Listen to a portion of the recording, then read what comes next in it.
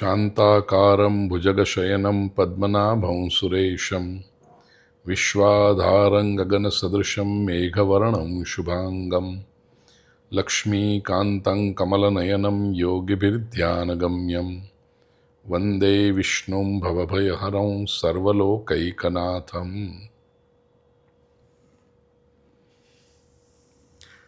આત્મીય સ્વજનો જોત જોતામાં હવે આપણે અધિક મહિનાના અંત તરફ આવી ગયા છીએ.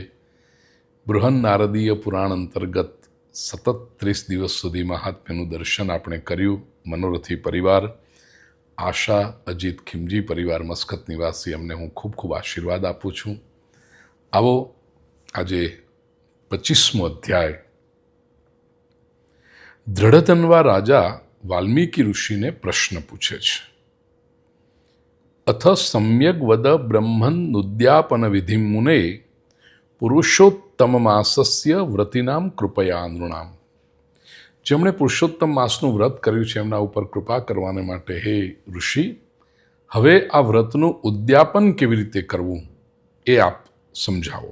વિધિ કેવી રીતે હોય ઉદ્યાપનનો. વાલ્મીકી ઋષિ કહે છે કે સમગ્ર પુરુષોત્તમ માસનું વ્રત જેણે કર્યું છે એને વ્રતની સંપૂર્ણ ફળ પ્રાપ્ત થાય એટલા માટે ઉદ્યાપન વિધિ ક્યારે કરવો? તો પહેલું કહ્યું, કૃષ્ણ પક્ષે ચતુર્દશ્યામ નવમ્યામ પુરુષોત્તમે અષ્ટમ્યામ વાથ કર્તવ્યમ ઉદ્યાપનમ ઉદીરિતમ. વદ પક્ષ, કૃષ્ણ પક્ષની ચતુર્દશી એટલે 14 અથવા 9મી અથવા 8મ, 9 અથવા 8મ, આમાંથી કોઈ પણ દિવસે વ્રતનું ઉદ્યાપન કરવાનું. જે કંઈ તમને સામગ્રી, પૂજા સામગ્રી પ્રાપ્ત થાય, યથા લબ્ધોપહારેણ, જે રીતે તમને સામગ્રી પ્રાપ્ત થાય એ મળી સવારના વહેલા ઉઠી પહેલાં તો રોજનું જે નિત્યકર્મ છે એ પૂરું કરી પછી 30 બ્રાહ્મણોને નિમંત્રણ આપવાનું છે. અને બધા જ બ્રાહ્મણો પોતાની પત્ની સાથે આવે. એ બ્રાહ્મણો સદાચારી હોવા જોઈએ, ભક્ત હોવા જોઈએ, સાત્વિક હોવા જોઈએ. હવે કદાચ કેમ કોઈ કહે કે ભાઈ આ 30 બ્રાહ્મણો જો આવે તો એનું સન્માન કરવું, દક્ષિણા આપવી એટલી શક્તિ આપણી નથી. કોઈ વાંધો નહીં. શાસ્ત્રકાર કહે છે કે જો શક્તિની મર્યાદા હોય તો પોતાની શક્તિને સંપત્તિ પ્રમાણે 7 અથવા તો 5 બ્રાહ્મણોને નિમંત્રણ આપવું. બપોરના સવારના પણ તમે આ કરી શકો. અનાજ લઈ 5 પ્રકારના ધાન્યથી સર્વતોભદ્ર મંડળની રચના કરવી. વિદ્વાન કર્મકાંડી બ્રાહ્મણોને આ આવડતું હોય છે અને છતાં આપને ખ્યાલ આવે કે આ સર્વતોભદ્ર મંડળ શું છે તો એની એક સરસ મજાની ઇમેજ ડિઝાઇન હું મારી મીડિયા ટીમને કહીશ કે અહીંયા આગળ આપની સામે જુઓ, સ્ક્રીન પર આવે તો આપ જોઈ શકો. આ સર્વતોભદ્ર મંડળની રચના કરીને એના 4 તરફ 4 કળશોની સ્થાપના કરવી. શક્તિ હોય તો એ કળશ સોનાના, નહીતર ચાંદીના, નહીતર તાંબાના અથવા તો માટીના. પણ માટીના હોય તો શુદ્ધ હોવા જોઈએ, એની અંદર કોઈ કાણું છિદ્ર કે એવું કશું ન હોવું જોઈએ. અને એ 4 કળશમાં ચતુર્વ્યૂહ, જે આપણે કર્મકાંડમાં કહીએ છીએ, વાસુદેવ, સંકર્ષણ, પ્રદ્યુમ્ન અને અનિરુદ્ધનો ભાવ કરવો, સ્થાપના કરવી. એમાં એક એક નાળિયેર મૂકવું, ઉપર વસ્ત્રથી એમને વીંટવા, નાગરવેલના પાન પધરાવવા. એવી રીતે આ ઉત્તમ દેવતાઓનું સ્થાપન કરવાનું છે. ત્યાર પછી આ 4 ખૂણા પર મૂક્યા તમે સર્વતોભદ્ર મંડળના. વચ્ચે આપણે 21મા અધ્યાયમાં જોયું હતું પુરુષોત્તમ માસની જે વિધિ છે, પૂજા પદ્ધતિ છે, એમાં કે શરૂઆતમાં રાધિકા સહિત ભગવાન પુરુષોત્તમની મૂર્તિ જેના પર સ્થાપન કરી છે એ કળશમાં, અને જે 30 દિવસ સુધી આપણે એનું પૂજન કર્યું છે એ કળશને મધ્યમાં પધરાવવો, કેન્દ્રમાં રાખવાનો છે. પછી વિદ્વાન બ્રાહ્મણો ત્યાં આગળ આ જપ કરે, એમને હાથમાં વીંટી આપવી, મુદ્રિકા આપવી, એનું બહુ મહત્ત્વ છે. મુદ્રિકા આપવી, વસ્ત્રોનું દાન કરવું, અને પછી દેહ શુદ્ધિ પ્રાયશ્ચિત્ત કરી ભગવાનની પૂજા કરવા માટે જ્યારે બેસીએ ત્યારે 4 બાજુ 4 દીવા પ્રગટાવવાના છે. શ્રીફળ વગેરે અથવા જે ફળ આપને મળે એ લઈ અને ભગવાનને અર્ઘ્ય આપવાનો છે. એ અર્ઘ્યનો મંત્ર છે દેવ દેવ નમસ્તુભ્યમ પુરાણ પુરુષોત્તમ ગૃહાણાર્ઘ્યમ મયા દત્તમ રાધયા સહિતો હરે વંદે નવઘનશ્યામમ દ્વિભુજમ મુરલીધરમ પીતાંબરધરમ દેવમ સરાધમ પુરુષોત્તમમ. બંને ઘૂંટણ જમીનને અડે એવી રીતે બેસી અને આજે પ્રભુને અર્ઘ્ય આપીએ છીએ ત્યારે હે દેવદેવ, દેવોના દેવ, નમસ્તુભ્યમ, અમે આપને વંદન કરીએ છીએ.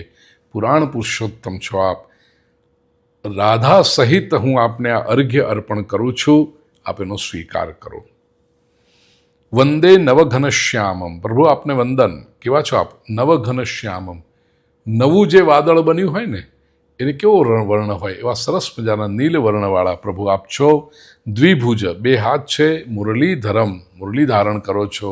પીતાંબરધરમ દેવમ, આપે પીતાંબર ધારણ કર્યું છે. સરાધમ, રાધાજી આપની સાથે છે એવા હે પુરુષોત્તમ, હું આપને વંદન કરું છું.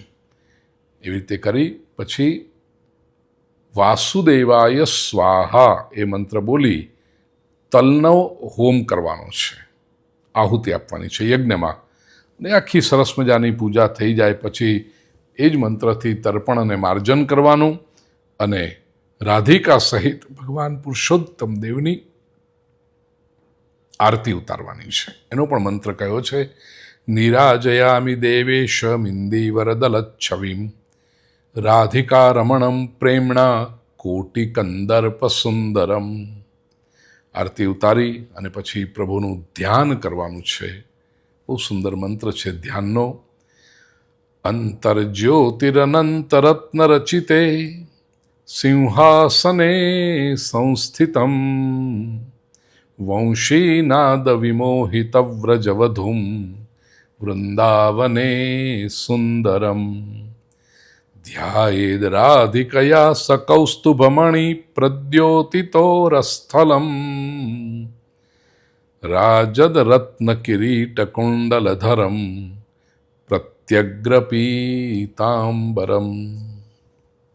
અંતર્જ્યોતિ, પ્રભુ આપ તો પ્રત્યેક ભક્તના જીવ માત્રના અંતઃકરણની જ્યોતિ સ્વરૂપ છો. અનંત રત્નોથી સુંદર મજાના સિંહાસન, અનંત રત્નોથી જે રચાયેલું છે એવા સુંદર સિંહાસન પર આપ બિરાજેલા છો. પ્રભુ આ વૃંદાવનમાં જ્યારે બંસીનાદ કરો છો ત્યારે ગોપીઓને મોહિત કરો છો. કૌસ્તુભ મણિથી આપનું વક્ષસ્થળ પ્રકાશિત છે. રત્નજડિત મુકુટ અને કુંડળ આપે ધારણ કર્યા છે. નવું પીધું પિતાંબર ધારણ કર્યું છે.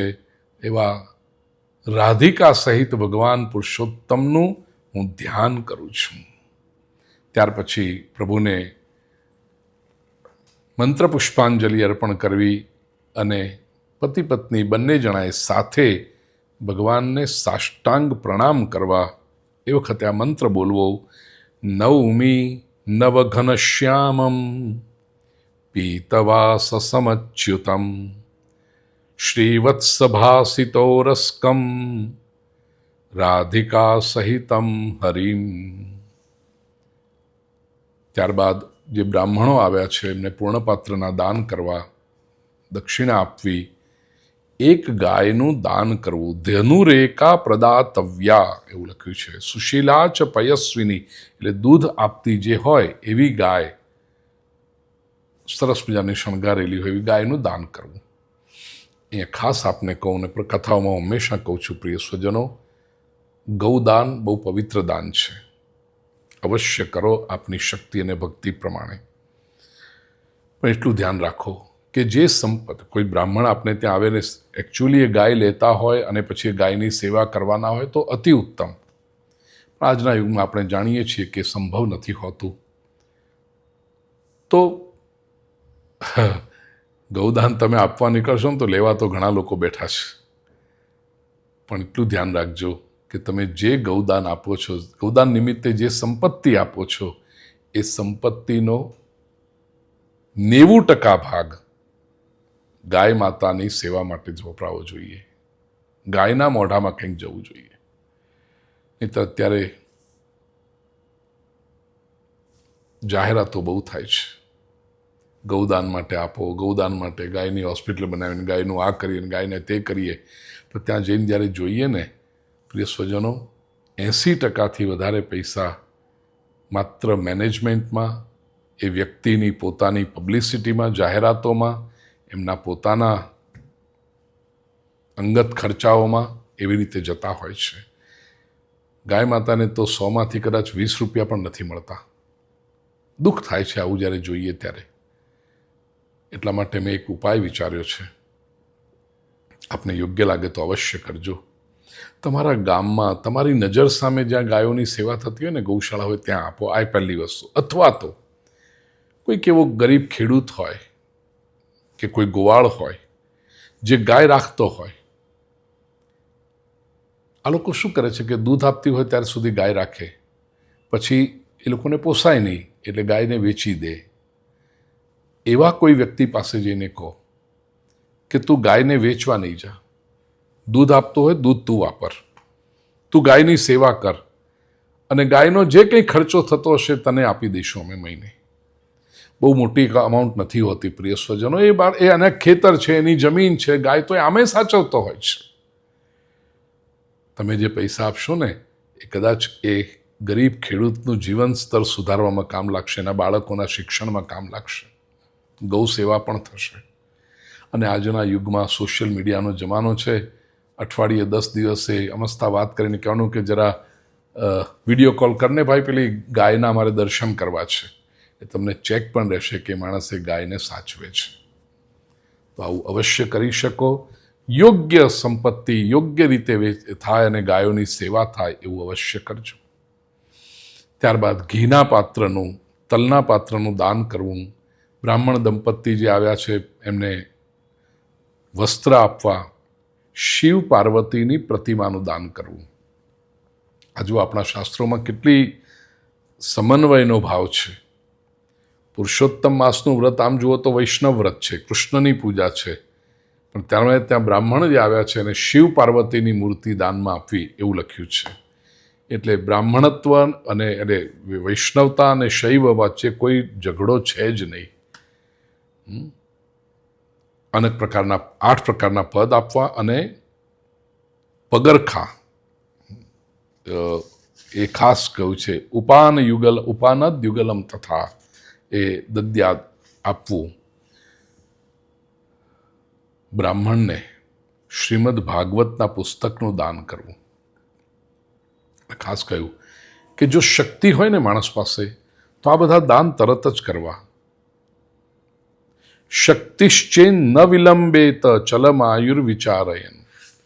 આયુષ્યનો શું ભરોસો? જીવન બહુ ચંચળ છે. એટલે સત્કર્મ કરવાની જ્યારે શક્તિ હોય ત્યારે જે સત્કર્મ કરી દેવું. મારા દાદીમાં મને કહેતા, મહાભારતનો એક નાનકડો પ્રસંગ મને યાદ આવે છે કે એક વખત પાંડવો બેઠા છે, યુધિષ્ઠિર રાજા છે, અને ત્યાં કોઈક બ્રાહ્મણ દાન માટે આવે છે અને કંઈક દીકરીનું લગ્ન લીધું છે કે આવો કંઈક પ્રસંગ છે. અને યુધિષ્ઠિર પાસે આવીને બ્રાહ્મણ કહે છે કે રાજન, આપ તો બહુ ધાર્મિક છો, સંસ્કારી છો, મને આપને થોડીક સહાયની જરૂર છે. યુધિષ્ઠિર કહે છે, હા ચોક્કસ, તું કાલે આવજે, કાલે તને આપી દઈશું. યુધિષ્ઠિર તો ધર્મરાજા છે, સત્યવચનવાળા છે. બ્રાહ્મણ તો નિશ્ચિંત જઈને પાછો ગયો કે યુધિષ્ઠિરે મને કહ્યું છે આવતીકાલે આવજે, એટલે યુધિષ્ઠિર મને આવતીકાલે આપવાના જ છે. રાજી થઈને બ્રાહ્મણ ગયો, અને જેવો બ્રાહ્મણ ગયો કે ભીમ ઊભો થયો, ઢોલ એક હશે એ જોર જોરથી વગાડીને નાચવા લાગ્યો છે. યુધિષ્ઠિરને આશ્ચર્ય થયું કે આમાં કેમ ભીમ આટલું કરે છે? એક બ્રાહ્મણને મદદ કરવાની વાત કરી, ત્યાં ભીમ આટલું કેમ મોટું કોઈ કાર્ય કરે તો બહુ સામાન્ય છે, આ તો રાજા તરીકે કરવાનું અમારે કામ, તો ભીમ કેમ આટલું બધું વગાડવા માંડ્યો? એટલે પૂછ્યું કે ભીમ કેમ? તો કે ભાઈ તમે બ્રાહ્મણને મદદ કરી એ તો બરાબર છે, પણ હું એટલા માટે વગાડું છું કે તમે એને કાલે આવવાનું કહ્યું. મોટા ભાઈ, આનો અર્થ એમ થયો કે તમે કાળને જીતી લીધો છે. તમને એમ ખબર પડી કે કાલે સવારે તમે હશો જ, તમે તો હશો, પેલો બ્રાહ્મણ પણ હશે, અને તમે દાન કરી શકશો. એટલે આટલી મોટી તમે ગેરંટી આપી દીધી 24 કલાક સુધીની કે તમે રહેવાના જ છો, તો આ તો કેટલો મોટો વિજય કહેવાય. આ સંસારમાં ન જાણ્યું જાનકી નાથે સવારે શું થવાનું છે, અને સવારની વાત છોડો, એક ક્ષણ પછી શું થવાનું છે ખબર નથી. યુધિષ્ઠિર સમજી ગયા કે ભીમ શું કહેવા માગે છે. તરત જ પેલા બ્રાહ્મણને પાછો બોલાવીને કહ્યું, તું હમણાં જ લઈ જા, મેં તને જ આપવાનું છે.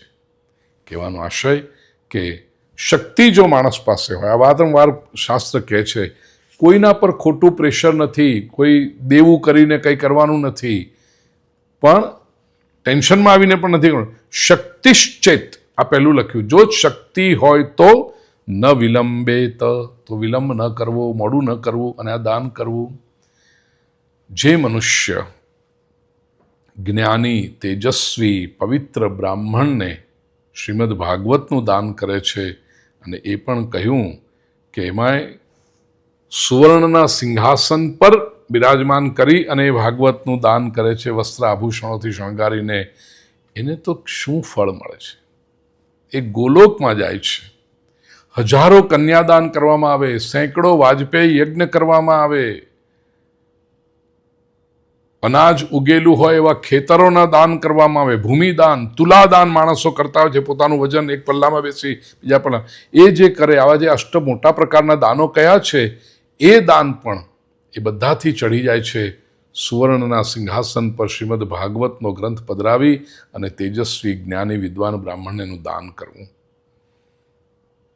ત્યારબાદ 30 માલપુડા મૂકી, 30 કાંસાના, એટલે કાંસાના સંપુટ એની અંદર માલપુડા મૂકવાના, એવી રીતે 30 કાંસાના સંપુટનું દાન કરવાનું છે. હવે અગેન શક્તિ જો એટલી ન હોય તો જેટલું શક્ય છે એટલું કરવું. ચોખ્ખું લખ્યું, નિર્ધનેન યથાશક્ત્યા કાર્યાણી વ્રતપૂર્તયે. ખેંચાઈ જવાની જરૂર નથી. શક્તિ આપણી ન હોય, પ્રામાણિકતાથી આપણને ખબર હોય કે આપણે કરવા માગીએ છીએ પણ આટલી આપણી આર્થિક શક્તિ નથી, પહોંચી વળી એમ નથી, તો જેટલી શક્તિ હોય એ પ્રમાણે આ કરવું. અને પછી ભગવાનને પ્રાર્થના કરવી, શ્રી કૃષ્ણ જગદાધાર જગદાનંદદાયક એહિકામુષ્મિકાન કામાન નિખિલાન પૂરયાશુ મે.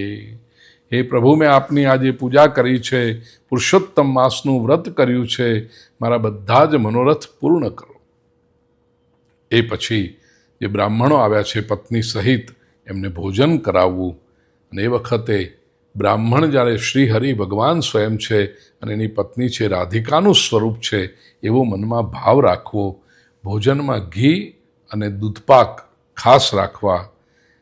બ્રાહ્મણો જ્યારે ભોજન કરતા હોય, સરસ મજાની બીજી બધી સામગ્રી પણ પીરસવી, અને કહેવું કે આપને જે પ્રકારની રુચિ હોય પ્રમાણે લો. ધન્યોસ્મ્યનુગ્રહીતોસ્મિ જાતમ મે જન્મ સાર્થકમ ભોજયિત્વા મુદા વિપ્રાન દેયા તાંબૂલ દક્ષિણા. બ્રાહ્મણોને કહેવું કે આપ સૌ ભોજન કરો છો, મારો જન્મ સાર્થક થયો છે. પ્રસન્નતાથી એમને પીરસવું.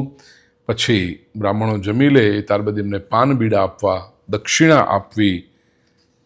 બ્રાહ્મણોને પત્ની સહિત બ્રાહ્મણોના હાથમાં લાડુ આપવાના, અને એમની પત્નીઓને વાંસના સુપડામાં સૌભાગ્યવતીનો શણગાર, કંકુ, ચાંદલો, બંગડીઓ, આ બધું જે કંઈ આપ કરી શકો એ પ્રમાણે એમને આપવું. પછી બ્રાહ્મણોને વિદાય આપવી, દૂર સુધી એમને મૂકવા જવું, પાછા આવી ભગવાન પુરુષોત્તમની પ્રાર્થના કરવી, ક્ષમા યાચના કરવી. મંત્રહીનમ ક્રિયાહીનમ ભક્તિહીનમ ચ યદ ભવેત તત્સર્વમ ક્ષમ્યતામ દેવ પ્રસીદ પરમેશ્વર. અને બીજો આપણે જે શ્લોક, યસ્ય સ્મૃત્યા ચ નામોક્ત્યા તપો યજ્ઞ ક્રિયાદિષુ ન્યૂનમ સંપૂર્ણતામ યાતિ સદ્યો વંદે તમચ્યુતમ. 20મા અધ્યાયમાં આપણે આ શ્લોક કર્યો હતો. તો એ શ્લોકથી ભગવાનની ક્ષમા યાચના કરવી. પછી બધા સગા સંબંધી જે પોતાના સ્વજનો છે એમની સાથે પોતે ભોજન કરવા બેસવું. ખાસ કહ્યું છે કે ભોજન કરતી વખતે અન્નની નિંદા નહીં કરવી. દાળ બરાબર નથી બની, શાકમાં થોડોક મસાલો ઓછો પડે છે, એવું આવું કશું જ નહીં. ભગવાનનો પ્રસાદ છે. અન્નની તો નિંદા નહીં જ કરવી, બીજા કોઈ વ્યક્તિની પણ નિંદા નહીં કરવી. ચોખ્ખું લખ્યું, ભુંજીત સ્વજનૈ સાર્ધમ મિથ્યાવાદ વિવર્જિત. મિથ્યાવાદ વગર કારણનું બોલવું જ નહીં, ખોટો વાદ વિવાદ પણ નહીં કરવો. અને છેલ્લે પુરુષોત્તમ માસ જ્યારે પૂરો થાય, અમાસ આવે, એ આખી રાત્રિનું જાગરણ કરવું, ભગવાનના ભજન કરવા, જપ કરવા, કીર્તન કરવું. અને પછી જે આખો મહિનો સોનાની મૂર્તિ અથવા જે મૂર્તિ આપે રાધા કૃષ્ણની લીધી છે, એમની પૂજન કર્યું છે, વધેલી જે કંઈ સામગ્રી હોય, અનાજ હોય, એ બધું જ બ્રાહ્મણને દક્ષિણામાં આપવું અને દાન કરવું. જે દાન કરીએ ભક્તિથી કરવું. કુર્યાચ્ચ પરયા ભક્ત્યા દાનમ વિત્તાનુસારત. જેટલી આપની આર્થિક શક્તિ હોય એ પ્રમાણે દાન કરવું, પણ ભક્તિથી કરવું. જે કોઈ વ્યક્તિ, સ્ત્રી કે પુરુષ, પુરુષોત્તમ માસનું આ વ્રત કરે છે, એ કોઈ જન્મમાં નથી દુઃખ પામતો, નથી દારિદ્ર્ય પામતો, કે નથી દુર્ભાગ્ય પામતો. પોતાના સર્વ મનોરથો પૂર્ણ કરી અને ઉત્તમ એવા વૈકુંઠ ધામમાં એ જાતો હોય છે. ઇતિ શ્રી બૃહન્નારદીય પુરાણે પુરુષોત્તમ માસ માહાત્મ્યે શ્રી નારાયણ નારદ સંવાદે દૃઢધન્વોપાખ્યાને વ્રતોદ્યાપન વિધિ કથનન નામ પંચવિંશોધ્યાય. શ્રી કૃષ્ણાર્પણમસ્તુ. કૃષ્ણાય વાસુદેવાય હરયે પરમાત્મને પ્રણતક્લેશનાશાય ગોવિંદાય નમો નમઃ. ઓમ શાંતિ શાંતિ શાંતિ.